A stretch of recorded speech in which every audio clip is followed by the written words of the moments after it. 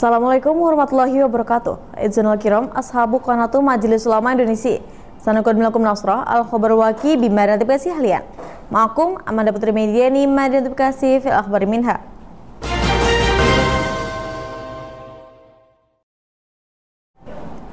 Mengawali berita pada hari ini, aksi perundungan atau bullying kembali terjadi di Kota Bekasi. Kali ini menimpa seorang siswi SD kelas 3 di Jati Asih. Gadis kecil nan malang ini dirundung secara verbal oleh 4 teman sekelasnya.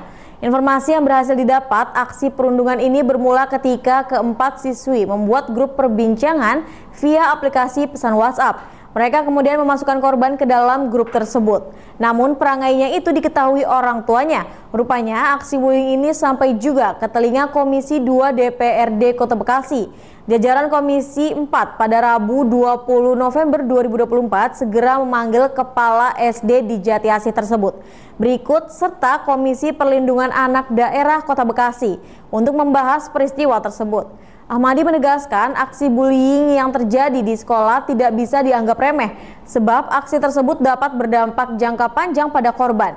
Terkait peristiwa yang terjadi di Jati Asih ini, Ahmadi menyebut bahwa Satgas Pencegahan dan Penanganan Kekerasan yang telah dibentuk di lingkungan Dinas Pendidikan tidak maksimal. Sementara Wakil Ketua 2 DPRD Kota Bekasi yaitu Faisal menambahkan agar orang tua yang tergabung dalam komite sekolah bisa ikut berperan dalam upaya pencegahan berbagai aksi kekerasan di dunia pendidikan.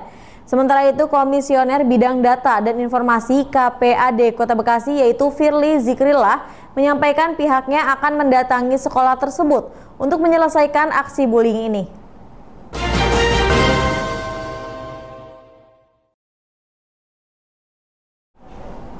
Berita selanjutnya, di Jalan Kiai Haji Nur Ali, Kota Bekasi, tepatnya di depan Mall Grand Metropolitan sedang berlangsung penutupan jalan sementara akibat proyek penggalian pipa air bersih yang dikerjakan Pam Jaya. Proyek yang dimulai sejak beberapa bulan lalu itu kini memasuki tahap yang cukup panjang dengan Hanafi sebagai penanggung jawab proyek. Hanafi menjelaskan meskipun proyek ini tidak menghadapi hambatan besar, posisi proyek yang strategis terletak di area yang padat menyebabkan ketidaknyamanan bagi warga yang terpaksa melewati jalan yang terdampak.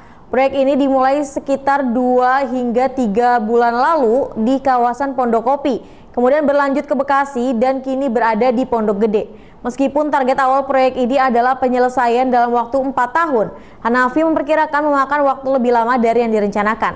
Proyek penggalian pipa air bersih ini diharapkan dapat memberikan manfaat besar bagi masyarakat, khususnya dalam meningkatkan kualitas dan distribusi air bersih.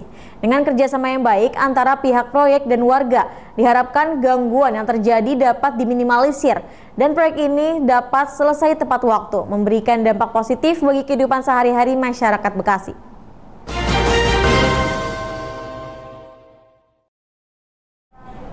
Berita selanjutnya, Dinas Tata Ruang Kota Bekasi menyambut baik rencana Komisi 2 DPRD untuk turun menyisir seluruh gedung untuk mengetahui kelengkapan dokumen kelayakan bangunan yang dimiliki gedung tersebut. Zikron menyampaikan untuk gedung atau bangunan-bangunan baru yang ada saat ini diklaim telah memiliki SLF, sebab dokumen tersebut sebagai salah satu persyaratan untuk operasional bangunan gedung. Terlebih setelah ketentuan mengenai IMB menjadi persetujuan bangunan gedung, pemohon di Sistem Informasi Bangunan Gedung secara otomatis juga melengkapi ketentuan untuk mendapatkan SLF. Pemerintah dapat mencabut PBG atau menunda operasional gedung pada bangunan-bangunan baru yang mengurus SLF. Saat ini terdapat 298 bangunan gedung komersil telah memiliki SLF di Kota Bekasi. Beberapa diantaranya rumah tinggal. Jika kedapatan bangunan komersil yang tidak memiliki atau tidak memperpanjang SLF, pihaknya memilih untuk memberikan imbauan kepada pengelola atau pemilik gedung dengan catatan segera diurus. Dokumen kelayakan operasional bangunan gedung ini mesti diperbanyak setiap 5 tahun, sementara untuk rumah tinggal setiap 20 tahun.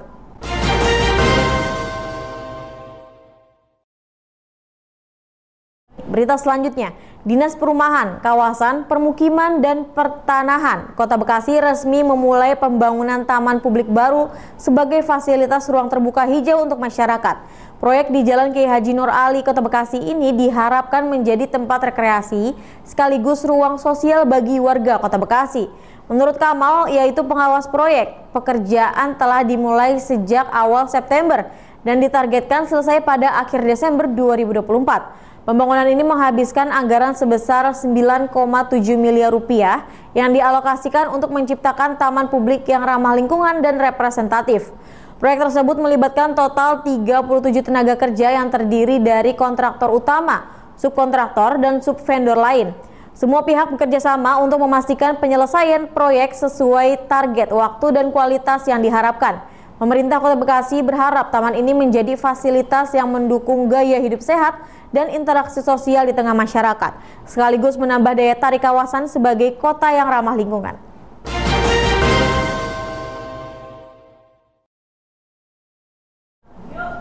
Mengakhiri berita pada hari ini, Satlantas Polres Metro Bekasi Kota mengoperasikan layanan samsat keliling di sejumlah lokasi strategis di sekitar wilayah Bekasi guna memudahkan masyarakat dalam mengurus administrasi kendaraan mereka.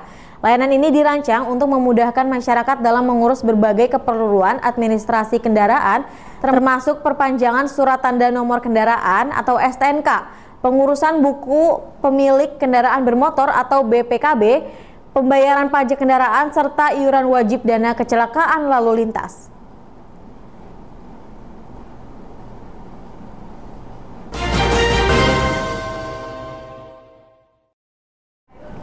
And that was the news for today. Stay tuned Bekasi City in the News, aktual and up to date. I'm Amanda Putri Mediani. See you in the next time. Wassalamualaikum warahmatullahi wabarakatuh.